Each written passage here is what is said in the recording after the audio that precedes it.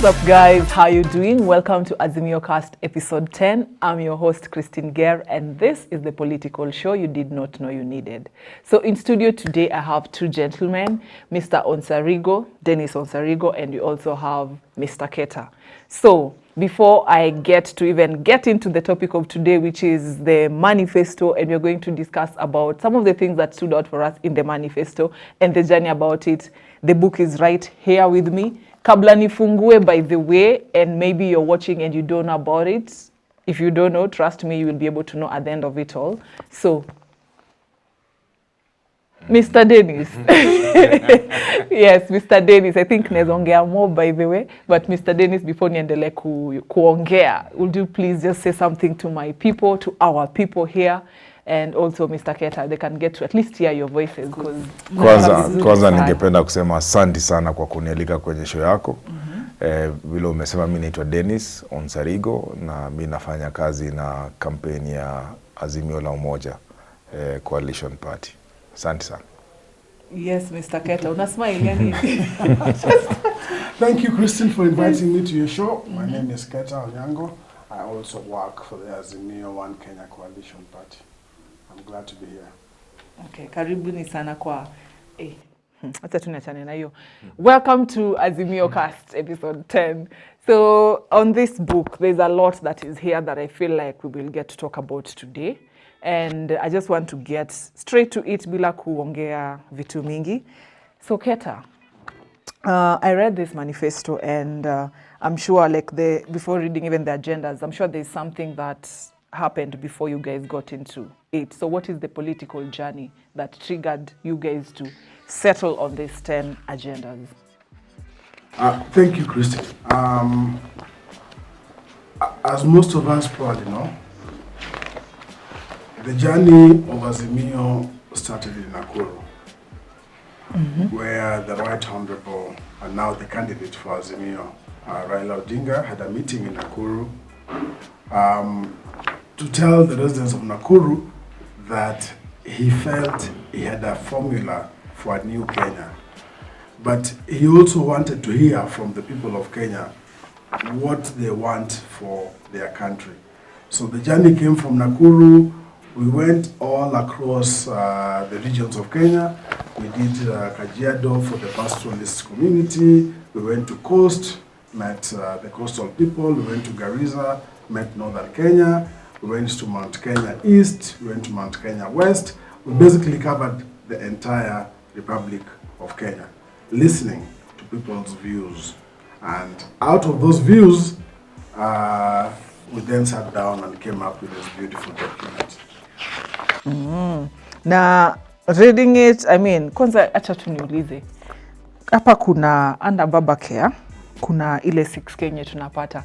Mimi mnaweza nipatia yangu so that I can just nifunge hisho kabisa, yani niende nianze tu maisha yangu.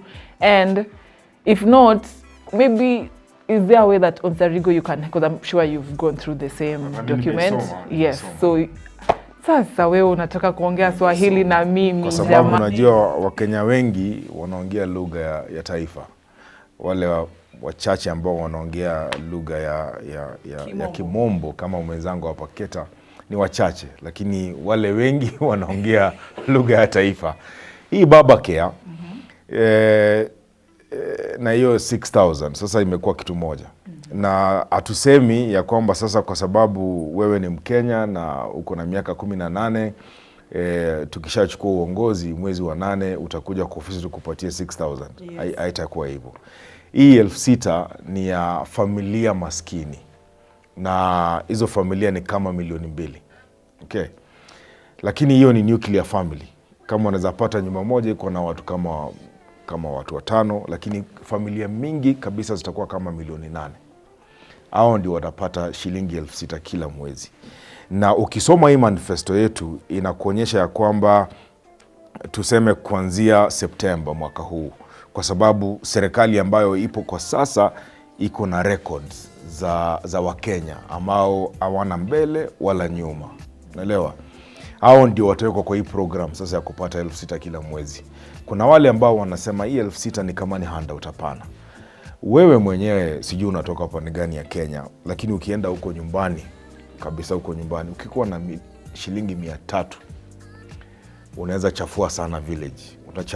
Unachafua watu, watakunywa chai, utawanunulia nini kahawa pale, utakuwa mfalme huko nyumbani. Sasa imagine tupatie familia 6,000.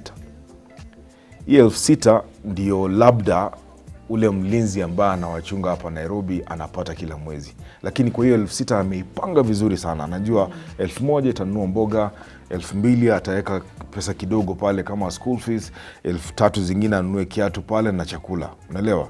Kwa hivyo hao ndio kwanza watapatiwa.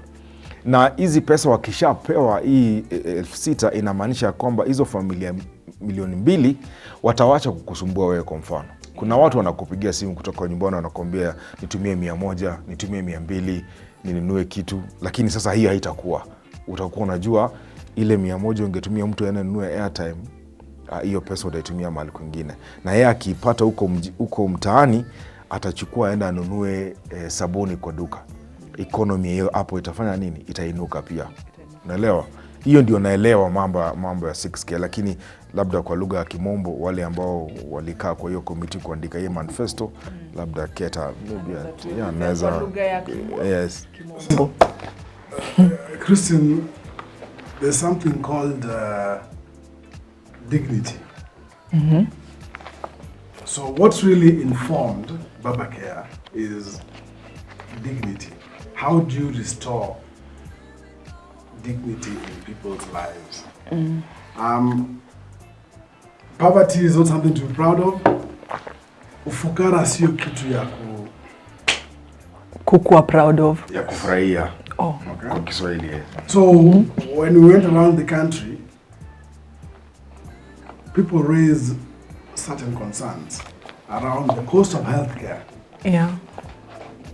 Every family has a story of a loved one in a hospital who is stuck there because they can't meet the bills. Every family has a story of a loved one who died in hospital, but the body is in mortuary because they can't raise the bills. So that is some of the stories that informed Baba on creating a social protective welfare so that those of us who are unable to meet their daily needs can then start having a dignified life. But beyond that, like Denisa said, the government currently has a social protection plan where the most needy, the elderly of this country, get something every month. So we are trying to build on that. The manifesto actually is not written out of thin air. Yeah. It's written out of the realization that when Baba was Prime Minister, he helped create something called Vision 2030 for this country. And we are yet to get to 2030. It's just So there's a plan for moving this country in terms of development. In the year 2030, where do you want to reach? So we have come up with a document that helps to bridge where President Uhuru has reached and where does President Raila take the country to. I like that, and I think that is there's also that agenda of administrative continuity, which you've just mentioned. And Onsarigo, while you're speaking, you mentioned that thing of Sazile ulikuwa unabonga ulinena ya kwamba okay. When you were talking, you mentioned there's going to be kwa hiyo 6K mtu anaweza pata pesa even school fees. But when you look at this manifesto, there's the part that covers that, which is waste not a single child. And so if you're given 6K, which I feel, if you're given 6K and you can really plan well with it, unaweza panga maisha yako vizuri na hiyo 6K. Because I believe there are some businesses that people can start with that money. Like if let's say utoe hata 4,000, you buy sukuma wiki, you buy tomatoes somewhere, you start selling, you'll be able to generate income out of that 6K if you use it wisely. So back to the waste not a single child. Would you guys maybe just mind explaining, just explain to us what you understand from that waste not a single child? And because I think that at some point where I go, there's also free education. So how is that, and to what point is that free education? Hiyo tu kama ni free vile mheshimiwa Raila amesema kwa mkutano yake hadhara, na sasa amesema ameweka waziwazi kwa covenant kwa hii manifesto ambayo anasema it's a covenant between Azimio la Umoja One Kenya Coalition na Wakenya wenyewe, unaelewa. Ndio kwa sasa ndio ikipita miaka 5 waseme, lakini mheshimiwa Raila ulituambia utatufanyia hii. Hii West Nora single child si jambo la kigeni. Unakumbuka mheshimiwa Raila alikuwa kwa serikali ya Mwai Kibaki mwaka 2002. Na pia mheshimiwa Martha pia alikuwa kwa hiyo serikali, unaelewa, Martha Karua, na walianzisha free primary education. Na wakati huo mimi nilikuwa mwandishi wa habari, na tulikuwa tunatoka kwa newsroom tunaenda kupiga picha, na walipoanza tu walisema iwezekani, kwa sababu wazazi wote walipeleka watoto kwa shule wote. Unafika unapata darasa ambalo linafaa kukuwa na watoto 23 liko na watoto 67. Hata hawana mahali pa kukaa, hakuna madesk, hakuna vitabu, lakini serikali ikasema lazima tukuwe na free primary, na ikatendeka hivyo hivyo. Sasa kwa hii manifesto ambayo nimeisoma kwa lugha ya Kimombo na kwa lugha ya taifa, inasema ya kwamba kuanzia mwaka ujao, wakati tutachukua serikali, hatamu za serikali ya chini ya uongozi wa mheshimiwa Raila Odinga na mama Martha Karua, watoto ambao wako kwa ECD huko chini, kwanza wanaenda kuleta kitu inaitwa school feeding program, ambayo unajua watoto lazima warudi nyumbani, kwa mfano huko kwa vijijini, kwenda kukula lunch, alafu mankuli ya saa 7, alafu warudi tena shuleni. Hiyo wamesema haitakuwa. Kutakuwa na watapata 1 meal in a day. Na hiyo meal in a day, hiyo chakula, hiyo mulo kwa siku itakuwa ile ya lunch. Alafu pia wamesema sasa kuanzia ECD wakuje primary, wakuje tertiary, wakuje high school, wakuje university. Itakuwa bure. Na ukweli itakuwa bure. Hii bure inamaanisha kutakuwa na dawati pale, mahali utaketi ufanye mtihani, kutakuwa na kalamu ya kutumia, na kutakuwa na zile vitabu ambazo utaandika. Kwa sasa hii free primary education wanasema si free sana vile wanasema. Kwa sababu kidogo unaambiwa, kama mimi kwa mfano mahali watoto wetu wanasoma, unaambiwa kuna mpango wa kuleta kununua basi ya shule, na tumefinyika changeni kidogo. Kuna tuition vile unataka watoto wetu pia wasome kidogo. Sasa masomo ya extra, ile masomo ya tuition pia kama wazazi mchange. Ukiangalia unapata unaambiwa 5,000, 10,000, hiyo ni pesa mingi sana kwa mzazi. Lakini kama serikali ya Azimio imesema itakuwa free, na itakuwa free. Na si hivyo peke yake, by the way. Kuna mpango ya kuajiri walimu ambao wamefuzu na hawana kazi. Unaelewa? Correct. Wote mheshimiwa Odinga amesema kwamba wataajiriwa kazi, kwa sababu tuko na shule mingi lakini hatuna walimu wa kutosha. Okay. Asante.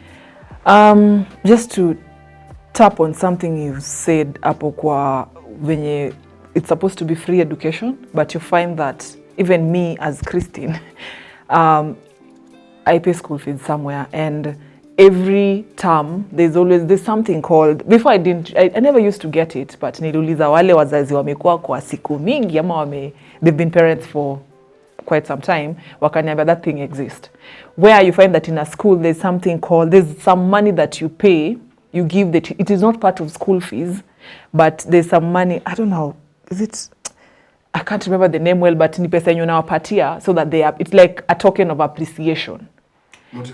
Motivational. So mimi I don't get it. Like, I, Christine Ger, come to work and I get salary at the end of the month. Is that not motivation enough? It's something that I've just imekuwa ikinisumbua. So ukienda kukula kwa restaurant, it is upon you. The person who's serving you will not come and tell you, give me motivation money to, So why is it that in schools nowadays there's that motivation, and they make it like it's an a must thing that you have to give to them, yet you're also struggling with paying school fees? But anyway, hiyo nilikuwa nasema tu ndio itoke kwa roho, and I'm glad that in Baba na Martha, when they're in government, when they're in governance, will be able to, those that kind of things will be sorted out. Yeah. So, to you, Ketta, there is this hashtag inawezekana, and what exactly inawezekana in that inawezekana hashtag that comes with inawezekana? Hashtag inawezekana is a clarion call by the coalition to encourage Kenyans that a new Kenya is actually possible. That we're able to build a new society. We have been a very tribal nation. The founding fathers had a dream for the country. We are yet to meet those dreams. So what the Right Honorable Raila Odinga is saying is, fellow Kenyans, trust me, this new Kenya is possible. Inawezekana. So that's where the inawezekana. Yes. Okay, all right. So, Onsarigo, you come from a very fertile land, and there's the wakulima part. There's something about the farmers that is in this manifesto.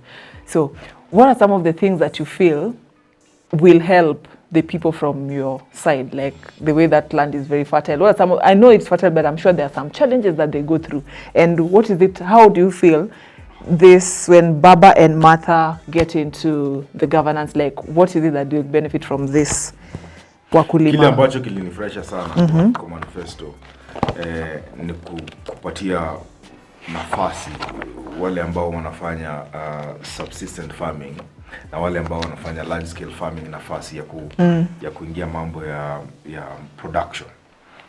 Kwa mfano wamesema ya kwamba watashukisha bei ya mbolea kwa asilimia kubwa sana. Na pia watarudisha ile kitu inaitwa agricultural extension services, mahali ambapo wafanyikazi wa serikali ambao wanafanya kazi kwa wizara ya kilimo watakuwa wanatembelea wakulima kwenye vitongoji duni kuhakikisha kwamba wanaelewa ni nini hasa wanahitaji. Kwa mfano ukitaka kupanda kwa mfano kahawa, kuna huyu mtumishi wa serikali ambaye atakuja akuambia kwamba pH level ama potential hydrogen level ya udongo wako ni hivi. Unahitaji mbolea, hauhitaji mbolea, ndio upate kupanda. Ndio usipande upate hasara. Watu wanajaribu kupanda, unapanda mimea, unapanda nyanya kwa mfano, zote zinaungua kwa sababu hauna hiyo elimu. Kwanza waelimishwe nini wanafaa kupanda. Pili, wapatiwe subsidies, mambo ya fertilizer, mbolea zipunguzwe, na pia kuna zile zingine kama pesticides ambazo zinaletwa zinawekwa kwa mimea. Na pia ya tatu, wapate soko mahali paku. Yeah. Tukate watu wanaitwa middlemen ambao kwa mfano mimi nataka kupanda avocado kutoka Kisii. Nikishapanda kuna mwenye atakuja kwa shamba yangu aniambia avocado yako utatuuzia shilingi 5. Yeye atai-export apate shilingi 15. Yes. Sasa serikali kwa hiyo manifesto, hii serikali ya Mheshimiwa Raila Odinga na Mheshimiwa Martha Karua anasema watakuwa wananunua kutoka kwa farmers direct. Wanawatafutia market, wanapata. Pia wakisha kwamba pia imports. Kwa nini kwa mfano to import samaki kutoka Japan? Hatuko na Lake Victoria kwa mfano, na Lake Turkana. Hayo ndio yale ambayo yamenifurahisha sana katika hiyo azimio la ukulima. So maybe Chris, before we move on, two key points here. That no country has ever developed without supporting education. Yes. So we must first of all support our education so that we produce the human capital required for development. In the same vein, no country has developed without the government offering support to their farmers. Yes. So according to this Azimio Manifesto, the support comes out in 2 levels to our farmers. One, on the input side of the farming. So, fertilizers, prices like Dennis has said, subsidized fertilizers, provide extension services, you provide technical support to the farmers. On the other side is how do you provide markets, or rather Once access it's been, to markets. yes. As you provide access to markets, there are those cash crops that, as Emil is saying, if you're a farmer of tea, coffee, or food crops like maize, there's something called guaranteed minimum returns. In other words, if you're a farmer, the government is saying at the end of the harvest, there's an amount of money that you must earn from that produce that maintains the farmer and his family, so that you're not spending money farming, but the returns you're getting from it are nil. Now, farming is also expensive. These days, even fish is being farmed. Yeah. A good part of this country, farming means livestock rearing. And as Mio is saying, for the livestock farmers, there's going to be insurance. So that if drought comes, you're still assured of an income from your livestock. Kenya being an agricultural-based economy, as Mio is also saying, there are certain areas of agriculture, like cotton, where we want to reinvest in, so that along that value chain, we create employment. A cotton farmer grows cotton, the ginnery, does whatever they do, first point of employment, you go to the textile mills, second point of employment, blah, blah, blah. Same thing with the livestock rearing. The other thing that we intend to do, and I'm happy Dennis has mentioned avocado, is how do you do value addition to our fresh produce? How do you do value addition, and how do you create international markets for this produce? Kugusia tu kidogo tu yale ambayo mwenzangu Ketta amesema. Ni hili swala la mtumba kwa mfano. Amesema kama ni textile. Sasa tuanze upande kwanza pamba. Okay? Itoke iende kwa ginnery. Ikatwe ikue nguo, pia iuzwe. Umeelewa? Kama kwa mfano tutaruhusu nguo za kutoka nje ziingie Kenya, tunasema lazima zikuwe za hali ya juu. Kwa mfano, hatusemi ya kwamba sasa tufukuze wale ambao wanafanya kazi ya mtumba. Tunasema pia tupatie nafasi kwa textiles zetu hapa pia nazo zipate kuinuka na zipate pia kufanya vizuri. Ndio maana tunasema kama utakuwa na factory, kama kuna kwa mfano kuna factory ambayo inatengeneza nguo, hiyo factory itakuajiri wewe, itaajiri mkulima ambaye anapanda pamba, itaajiri driver ambaye atabeba hiyo pamba kutoka kwa hiyo shamba, itaajiri yule ambaye anafanya kazi kwa factory ya kutengeneza kugeuza hiyo pamba ikue nguo, na pia itampatia mtu nafasi ya kuja kununua hizo nguo, na zile ambazo zinaitwa factory rejects, hizo ndio mtumba, pia watu wapate nafasi ya kuziuza. Unaelewa? Correct. Asante. So naona tukaenda sana na hii episodes dhani kama itaishia hapa. So for now, thank you so much guys for being here. Thank you for listening. Thank you for watching. If you like it, thumbs up. And if you let us just know which of our 10 like on their manifesto. By the way, if you haven't read it, kindly just check on the description box. You'll find a link where you'll be able to get it on our website, which is which is azimio.ke. Yes, thank you so much for watching, and until next time, bye bye. Inawezekana.